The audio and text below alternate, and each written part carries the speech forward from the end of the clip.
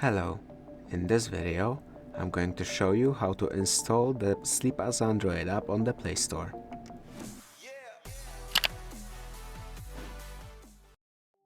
To install the Sleep as Android app, simply go into Play Store. In here go into search and search for Sleep as Android.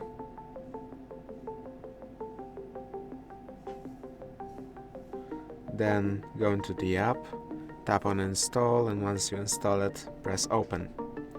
This way you will now be in the app.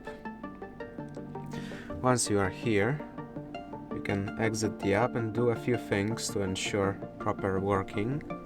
Just the first thing you should do, go into battery, make sure it's set to not be restricted by battery saving.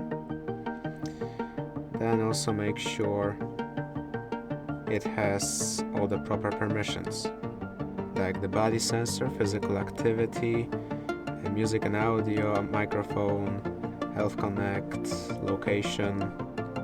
All these things may be required for proper sleep tracking. As well as I recommend, when you go into the app, try going into the app drawer, and in here make sure the app is locked. That is to say, this lock icon is visible next to its name.